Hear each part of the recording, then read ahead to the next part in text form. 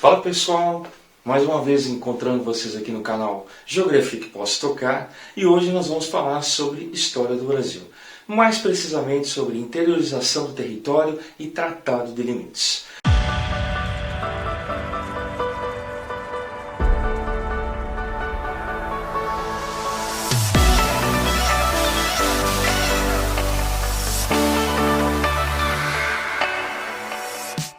Para falar sobre isso, a gente tem que, logicamente, voltar um pouquinho e fazer uma contextualização histórica, no caso, sobre a interiorização do território brasileiro. Nessa interiorização foram utilizadas duas expedições, no caso, as entradas e as bandeiras.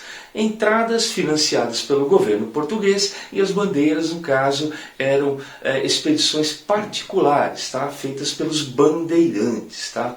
Bom, Tratado de Limites, tá? Para falar sobre esse Tratado de Limites, a gente tem que falar sobre o quê? A atual configuração do território brasileiro, que é bem diferente daquela que foi originalmente estipulada pelo Tratado, no caso de Tordesilhas, lá em 1494, tá? A expedição para ampliação desses novos territórios, ela está atrelada a uma série de acontecimentos da época, né? No caso de ordem política, né? Econômica e social, que com o passar do tempo não mais poderiam, no caso, tá, ser suportadas pelo acordo assinado por Portugal e, no caso, a Espanha, que no final do século XV. Tá? Vamos lá. Um primeiro evento que permitiu a expansão, né, do território brasileiro foi a União Ibérica, que entre 1580 e 1640 colocou possessões lusas e hispânicas sob controle do mesmo governo. Tá bom? Nesse momento, a necessidade de respeitar fronteiras acabou sendo praticamente invalidada. Não tinha mais condições o pessoal manter aquelas fronteiras que foram originalmente estipuladas lá atrás pelo Tratado de Tordesilhas. Tá? Então iniciaram-se, no caso, novas configurações do território brasileiro. Vamos falar primeiro sobre as entradas, tá? Aquelas que foram financiadas pelo governo português. Tá? Sabemos que, no caso, a princípio, o Brasil, enquanto colônia, forneceu a Portugal, tá, e aos aventureiros e colonos que aqui se estabeleciam apenas a extração de madeiras como o pau-brasil, ou seja, a primeira atitude econômica, né, sistema econômico criado aqui no Brasil foi, no caso, a extração do pau-brasil, o que fez com que o pau-brasil praticamente se extinguisse no território brasileiro. Tá? A prospecção de pedras e metais preciosos era algo que demorou, no caso, a se achar no Brasil. No primeiro momento, né, o que se encontrou no Brasil, logo no litoral, não era nada mais do que pau-brasil, algumas especiarias, tá, que não eram encontradas em outros locais do mundo. Tá? Então se iniciou esse sistema econômico bem precário de extração do pau-brasil. À medida em que nós fomos entrando, ou seja, mais a oeste, né, a interiorização, sertanização do Brasil, é que se começou então a se encontrar, no caso, o que realmente valia a pena, ou seja, o que realmente Portugal queria, que era o que, pessoal? Ouro e prata, para atingir o que? O tal do metalismo. Né? Metalismo esse que determinaria que uma nação europeia fosse mais rica e poderosa do que qualquer outra. Tá? Vamos lá, continuando a falar sobre as entradas. Tá? Entretanto, meados do século XVII, sobretudo em razão das disputas políticas que Portugal se envolveu, né, com o objetivo de reconhecer o território e apressar, no caso, os índios, né, tirar os índios, no caso, para que fizesse alguma outra atividade agrícola que valesse a pena. Lembrando, nós não encontramos ouro ainda, né? No meio do caminho tinha uma pedra no meio do caminho, que eram os índios. Os índios eram os atuais, ou seja, os donos verdadeiros das terras. E para que se iniciasse novas tentativas, tá, de ter um sistema econômico dentro do Brasil, que foi o tal do ciclo do açúcar, o segundo, né? Primeiro pau-brasil, segundo ciclo do açúcar, tinha que se tirar os índios que estavam atrapalhando, no caso, os novos investimentos portugueses. Bom, uma vez expulsos, mortos, escravizados os índios, iniciou-se então a produção açucareira, que nós já falamos em outra aula, tá? Que os holandeses nos ajudaram e tudo mais, investiram muito, né, capital aqui para que a gente conseguisse então, afinal de contas, ter esse segundo ciclo econômico que foi chamado ciclo do açúcar, o plantio de cana de açúcar, tá? Bom, os próprios colonos, sobretudo nas capitanias hereditárias que foram criadas, não conseguiram mais ou não conseguiam mais se desenvolver, tá?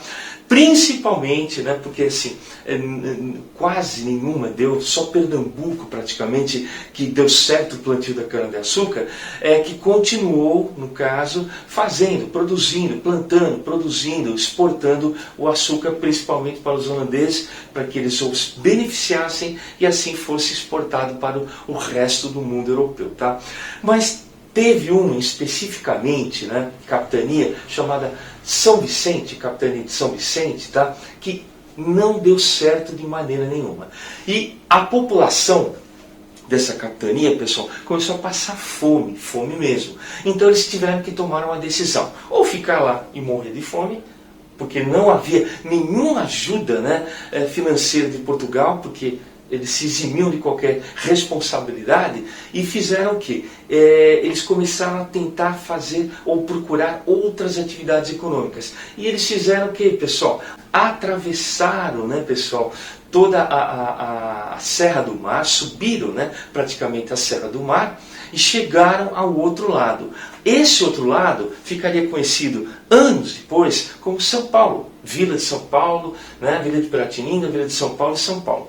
Mas esse movimento, né, foi muito difícil. E quem fez esse movimento foram os bandeirantes. E aí a gente já começa a falar sobre o quê? As tais bandeiras, né?